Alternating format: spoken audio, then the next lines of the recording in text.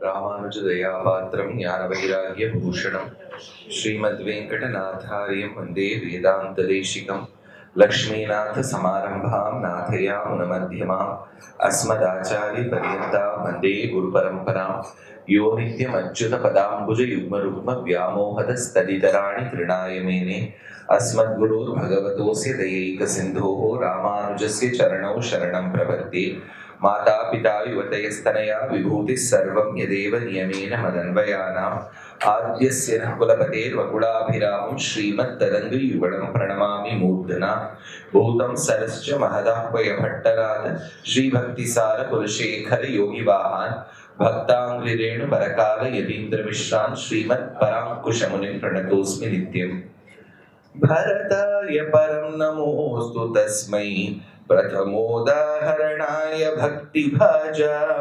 यदुपज्ञमशेषतः पृथिव्यां प्रथितो राघव पादुका प्रभावः निःशेषमम्बरतलं यदि पत्रिका स्यात् सप्तार्णवी यदि समेत्यमशी भवित्री वक्ता सहस्रवदनः पुरुषः स्वयं चेत् लिख्येत रङ्गपति पादुकयोर्प्रभावः। நமசதசே நமசபாயி. ஸ்ரீயற்பதியான பகவானுடைய பரமானுகிரக விசேஷத்தினால் இன்றைய தினம் ஸ்ரீ ரங்கநாத பாதுகா சகஸ்ரத்தில் இருக்கக்கூடிய 14வது பத்ததி. 14வது பத்ததிக்கு நாத பத்ததி என்று பெயர். நாதம் என்பது எது வேணாமனாலும் இருக்கலாம். ஒரு ஜீவாத்மா ஷரீரத்துல அச்சேதனத்துக்குள்ள தான் இருக்கும்போது, இந்த சரீரத்துக்குள்ள இருக்கும்போது, பாஞ்சபௌதிக சரீரத்துக்குள்ள இருக்கும்போது பிராணன் எழுப்பக்கூடிய நாதமாகவும் இருக்கலாம். அதே நாதமானது வேதத்தின் நாதமாகவும் இருக்கலாம். அதே நாதமானது பெருமாளை தரிக்கக்கூடிய பாதுகாதேவியில் இருக்கக்கூடிய கர்ப்பரத்னத்தின் நாதமாகவும் இருக்கலாம். அப்படிங்கிற கணக்குல சுவாமி தேசிகன் 14வது பத்ததி மட்டுமே 100 ஸ்லோகங்கள் இயற்றினார். அந்த 100 ஸ்லோகங்கள்ல 60 ஸ்லோகங்கள் பூர்த்தி பெற்றன. 61வது ஸ்லோகம் இப்போது மொத்தத்துல 441வது ஸ்லோகம். गर्भोपलैर्गमन वेगवशात् विलोलैः वाचालित मधुबिदो मणिपादुके त्वं प्रस्तौषि भावित धियां पथि देवयाने प्रस्थान मंगल मृदंग विशेष घोषम. மணிபாதுகே, மணிகள் பொருந்திய பாதுகையே, வாசாலிதா, எது வாக்கினால் சொல்லப்பட்டதோ அப்பேற்பட்ட வாசாலிதா. வாச்சே அப்படின்னு தாயாருக்கே ஒரு பேர் உண்டு. பிரகிருதிம் விகிருதிம் வித்யாம் சர்வபூத ஹிதப்பிரதாம் ஸ்ரத்தாம் விபூதிம் சுரபிம் நமாமி பரமாத்மிகாம் வாச்சம் பத்மாலயாம் பத்மாம். அப்ப வாச்சம், வாக்குக்கே அதிபதியாய் தாயார் இருக்கின்றாள். நிறைய வாசாலிதா, வாயால் சொல்லப்பட்ட வார்த்தைகள். கர்ப்போபலைஹி, எது அந்த பாதுகையில் பொருந்தி இருக்கக்கூடிய மணிகளாக கர்ப்போதகமாக உள்ளே இருக்கின்றதோ. விலோலைஹி, எது மேல மேல ஒண்ணுத்துக்கு ஒண்ணு இடிச்சுக்கிறதோ. கமன வேகவசாது, பெருமாளுடைய வேகமான நடையினால் எது துவனியை எழுப்புகின்றதோ. துவம், அப்பேற்பட்ட பாதுகாதேவியான நீ, பிரஸ்தௌஷி, நீதானே இதை உருவாக்கின்றாய், இதைதானே இந்த நாதத்தை நீதானே எழுப்புகின்றாய் பாதுகாதேவி. கோஷம், இந்த அற்புதமான இந்த நாதத்தை. மிருதங்க விசேஷம், அது எப்படி இருக்குன்னா மிருதங்கத்தின் நாதத்தை போல் இருக்கின்றது. ஒரு ஸ்லோகத்துல ஒரு நாதம் மாதிரி இருக்குங்கிறார். மிருதங்க விசேஷம், மிருதங்க நாதம் மாதிரி இருக்குங்கிறார். மிருதங்க நாதைகி. அதனால பூஸ்துதியில சுவாமி தேசிகன் எடுப்பார். அதாவது பூமியை பெருமாள் இடர்ந்தெடுக்கும் போது அந்த பூமியில இருக்கக்கூடிய அலைகள் எல்லாம் ஆடியதாம். அது எப்படி இருக்குன்னா பெருமாள் பூமி தேவியோடு சேரும் போது அந்த சேர்க்கைக்கு மிருதங்கநாதத்தை எழுப்புவது போல் இருக்கின்றதுன்னு. அந்த மாதிரி இந்த இடத்துல என்ன சாதிக்கிற, மிருதங்க விசேஷம் மங்கள, அது மங்களகரகமான அந்த மிருதங்க விசேஷம்.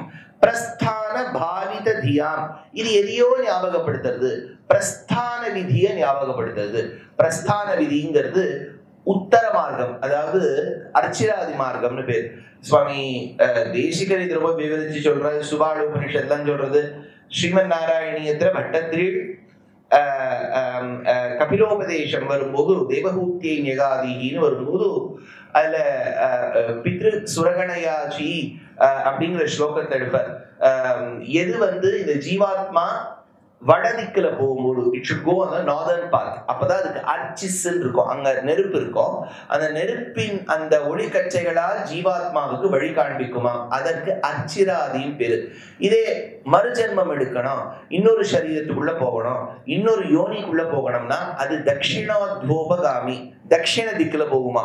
அந்த தட்சிண திக்கு என்பதுதான் தூமாதி மார்க்கம்னு பேர். மேல நெருப்பு, கீழே புகை, புகமண்டலம் வழியா போனாதான் அந்த ஜீவாத்மாவுக்கு உண்டு.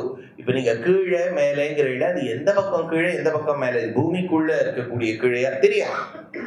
இது அம்பஸ்ய பாரு இங்கோ இருக்கக்கூடிய கீழையா இருக்கலாம், இல்ல பூமிக்குள்ள இருக்கக்கூடிய கீழையா இருக்கலாம். மொத்தத்துல என்னன்னா, இந்த தட்சிண திக்குல போனா, புகமண்டலம் வழியா போனா ஜென்மம் மறுஜென்மம் நிச்சயம்.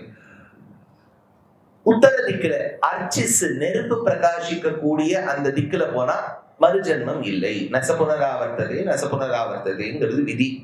அதனால இந்த இடத்த சொல்ற பிரஸ்தான பாவித தியாம், நல்ல பாவித தியாம், மனசு உறுதியாக இருக்கும் போது பிரஸ்தான அந்த வடதிக்கில் செல்லக்கூடிய தேவயானே பதி, தேவயானே பதி, தேவர்கள் செல்லக்கூடிய, அதாவது இந்த தேவங்கிற சப்தம் நாட் நெசசரிலி இந்திரா, திகு கிரீடாயாம் தாத்து. பெருமாளுக்கு தேவதேவன் பேர், தேவாதிராஜன், தேவநாதன் என்றெல்லாம் பேர். அவர்தான் விளையாட்டை உடையவர். அதாவது இந்த லோகத்தில் இலா கைவல்யம், உலகம் என்னும் விஷயத்தையே தன்னுடைய விளையாட்டாக கொண்டவர். அதனால தேவயானே பதி அந்த அர்ச்சிராதி மார்க்கத்தில் செல்லக்கூடிய வழியாக இருக்கின்றது. அப்படிங்கிற பிரஸ்தான மங்கள மிருதங்க விசேஷ கோஷம் அப்படின்னு எடுக்கிறார் தேசிகர். அடுத்த ஸ்லோகம் பர்யங்கமாஸ்ருதவதோ மணிபாதுகேத்வம் பாதம் விஹாய பரிகல்பித மௌனமுத்ரா ஸ்ரோதும் பிரபோரவசரம் திசசீவ மாதः நாபி சரோஜ சைதாத்பக சாமகீதிம். மணி பாதுகே, மணிகள் பொருந்திய பாதுகையே, மாதா தாயான நீ, விஹாய கிளம்பி இருக்கிற சமயத்தில், பாதம் கிளம்பிட்ட. இப்ப பெருமாள் அவருடைய பாதத்தை உன்கிட்ட விலகிவிட்டார். பிரபு, அந்த பிரபுவான நாராயணன் ரங்கநாதன் ஆஸ்ருதவதஹ பரியங்கம், அடைந்தார் பரியங்கத்தை. அடைந்தார் பரியங்கத்தை, பரியங்கம்னா படுக்கேன்னு அர்த்தம். he reached his bed. பண்ணிட்டு பரியங்கம் துவாம் பரிகல்பித மௌன முத்ரா. ஒண்ணு நீ சத்தம் போட மாட்டியே. பெருமாள் எப்போ படுக்கை அடைஞ்சுட்டாரோ அப்படின்னா, நான் முன்னாடி போன உபன்யாசத்துல சொன்னேன், ரொம்ப குளிரான பிரதேசங்கள்ல பொதுவா அந்த ஊர்ல இருக்கக்கூடியவா 2 விதமான காலணிகளை வச்சுப்பா. வெளியில போட்டுக்கிறதுக்கு ஒண்ணும், ஆத்துக்குள்ள போட்டுக்கிறதுக்கு ஒண்ணும். இந்த ஆத்துக்குள்ள போட்டுட்டு இருக்கவா எப்பவுமே அந்த அந்த அந்த காலணிகளையே போட்டுட்டு இருப்பா. எப்ப கழட்டுவா? படுத்துக்கும் போது கழட்டுவா. படுத்துக்கும் போது அதுவும் படுக்க பக்கத்துல கழட்டி வச்சிருவா. ஏன்னா காலத்தால எழுந்துக்கும் போது திருப்பி அந்த காலணிகளை போட்டுக்கணுமே. அப்ப காலணிகளை போட்டுக்கணும் வச்சா அந்த மணிகள் துவனியை எழுப்புறது. எப்ப பெருமாள் படுத்துக்கணும்னு நினைக்கிறாரு, கழட்டினோம்னா மணி சத்தம் அடங்கிடுது.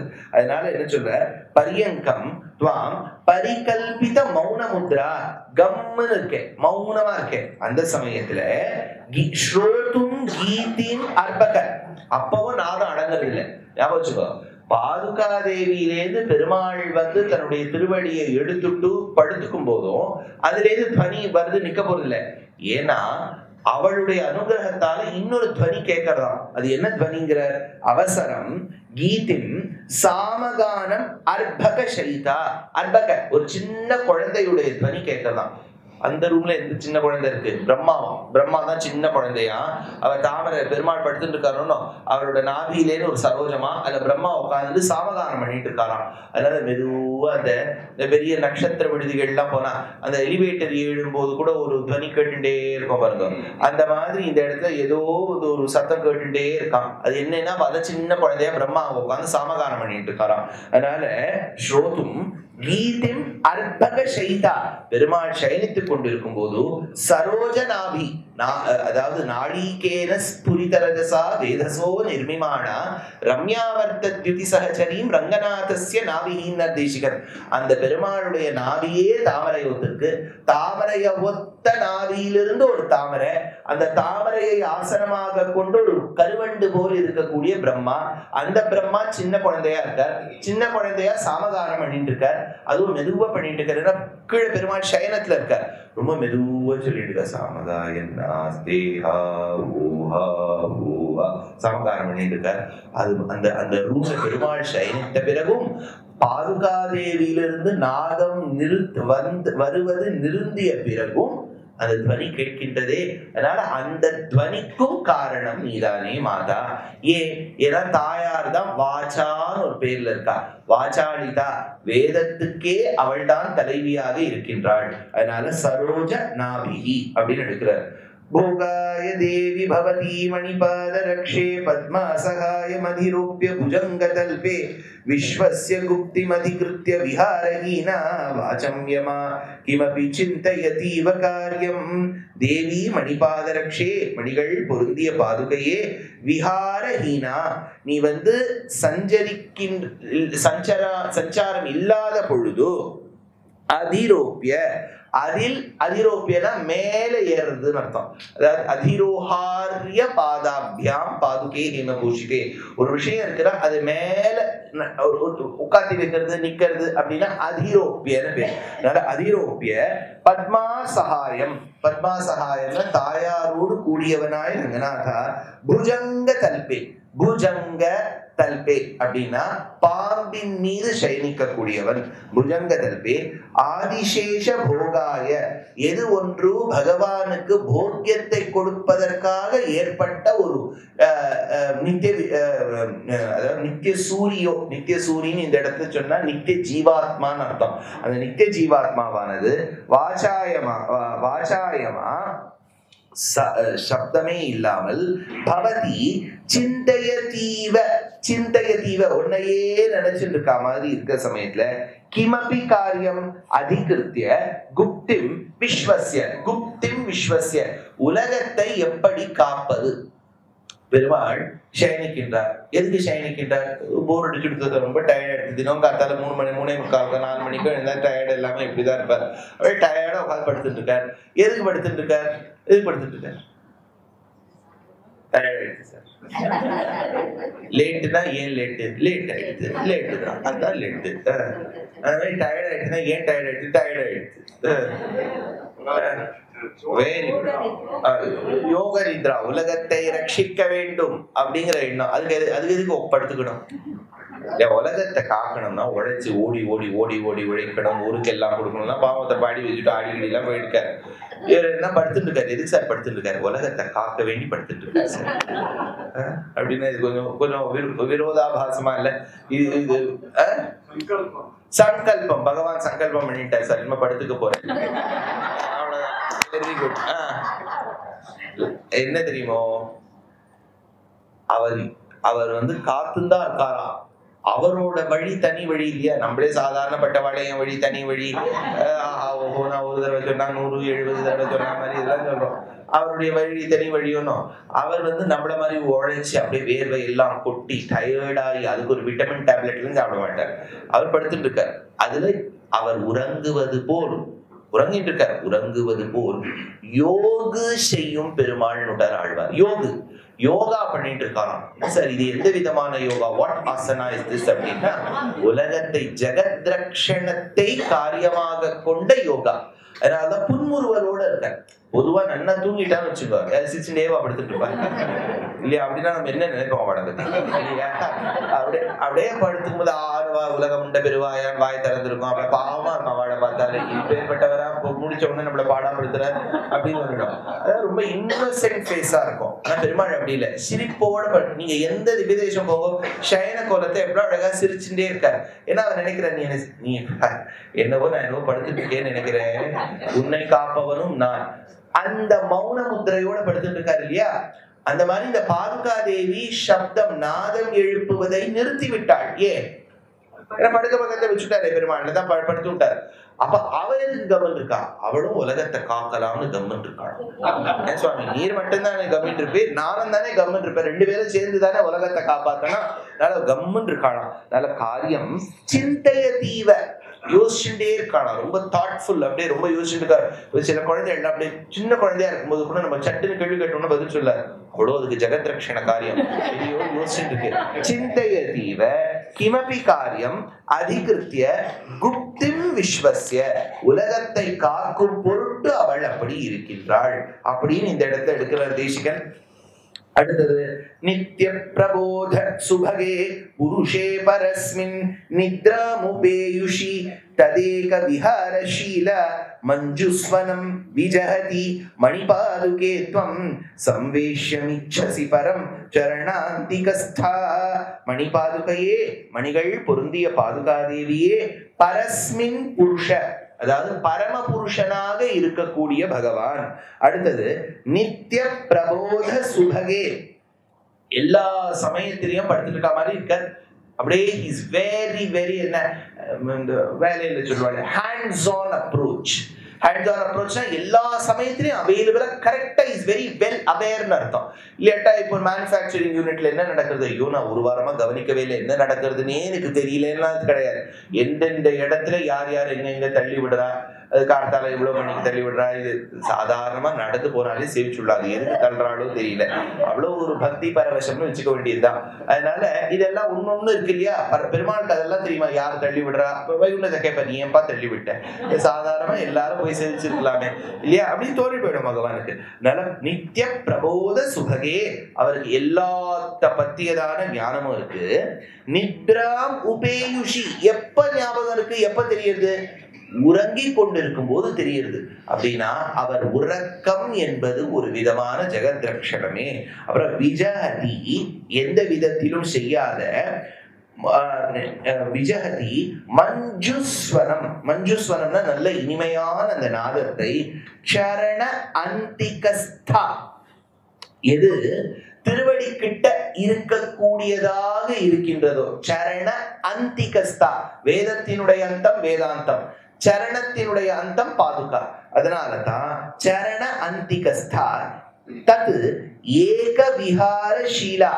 அப்ப எல்லாரும் அந்த அந்த பெருமாளோடையும் பாதுகையோடையும் தனித்தனியா வந்து பேசணும்னு நினைக்கிறாளாம். யோசிச்சு பாருங்க, இது நான் வந்து ரொம்ப லௌகிகமா சொல்றேன். இந்த மாதிரி எல்லாம் எக்ஸாம்பிள் கொடுத்தா ஒருவேளை புரியுங்கிற ஒரு ஒரு நப்பாசைன்னு சொல்லுவா பாருங்க, அதுல சொல்றேனே ஒழிய அது வந்து நீங்க ஸ்டாண்டர்டை குறைக்க கூடாது. என்ன இருந்தாலும் தேசிகன் அதே இடத்தை வச்சிருந்தா அப்படியே புரிஞ்சுக்கணும்னா தேசிகன் அளவுக்கு நம்ம இருக்கோங்க, அந்த கர்வமே முதல்ல வந்துடுது பாருங்க இல்லையா. அந்த மாதிரி இல்லைங்கிறதுக்காக தானே நான் உட்காந்து சொல்லிட்டு இருக்கேன், நீங்க உட்காந்து கேட்டு இருக்கேன், இந்த திருஷ்டாந்தம் எல்லாம் கொடுத்துட்டு இருக்கோம். இப்போ ஒரு ஆண் ஒரு பெண் நல்ல ஃப்ரெண்ட்ஸா இருக்கா. இந்த பெண் அந்த ஆணை விட்டு பிரியவே மாட்டேங்கிறா, அந்த ஆணும் இந்த பெண்ணை விட்டு பிரிய மாட்டேங்கிறா. சாதாரணப்பட்ட அந்த ஏனைய பெண்கள்லாம் நினைக்கிறா, ஐயோ கொஞ்ச நாள் இவர் எங்கேயாவது கொஞ்சம் வெளியில போனா இவரோட கொஞ்ச நாள் பேசலாமே. அதுக்கெல்லாம் ஆங்கிலத்துல சில வார்த்தைகளே உண்டு. அதாவது இந்த பெண் இப்படி போனோம்னா இந்த ஆணோட பேசுவதற்கு. அதே ரீதியில பாதுகாதேவி பெருமாளோட இருந்துட்டே இருக்கானா. இப்பதான் படுக்கையிலேருந்து அவர் கழட்டி வச்சிருக்கார். ஏனைய பெண்களுக்கெல்லாம் பெருமாளோட போய் பேசணும்னு ஒரு அபிலாஷையாம். அதுதான் இந்த இடத்துல சொல்றார். ஏக விஹாரஷீலா, அவர் கொஞ்ச நாள் தனியா இருக்கும் போது பேசணும்னு தோன்றது. இந்த திருஷ்டாந்தம் கொடுத்தா ஒருவேளை புரியுமோ நினைச்சுதான் கொடுத்தேன். அப்படி உங்களுக்கு வந்து ஓஹோ இந்த மாதிரி எல்லாம் திருஷ்டாந்தம் கொடுக்க கூடாது சார், ஓ சத்தியா ஏதாவது கொடுக்கணும் அப்படின்னா இது சொன்னதை மறந்துருக்கும். எப்பவுமே பண்ற மாதிரி சொன்னது மறந்துருங்கோ, அவ்வளவுதானே, என்ன கவலை. அதனால தத் ஏக விஹாரஷீலா தேஜசி, தேஜசி பரம பரம் சம்வேஷம், இது ரொம்ப ஒசத்தியான ஒரு தூக்கமா இருக்கே அப்படின்னு சொல்றார். அதனால ஒசத்தியான தூக்கத்தில் பகவான் இருக்கும் போது பாதுகாதேவியை சற்று சமயம் கழட்டி பிரியும் போது ஏனைய ஸ்திரீகளுக்கெல்லாம் அபிலாஷையாம். இவ கொஞ்ச நாள் இருக்காளே ஒத்தக்கொத பேசிக்கிறாளாம், இப்ப போய் அவர்கிட்ட பேசலாம் வாங்கோ அப்படின்னு நினைக்கிறாளாம். அந்த நாதம் கேட்கின்றதுங்கிறார். ஒன்னொன்னு நாதத்தோட நீங்க சம்பந்தப்படுத்தணும், எந்தெந்த விதமான நாதங்கள் வருது அப்படின்னு.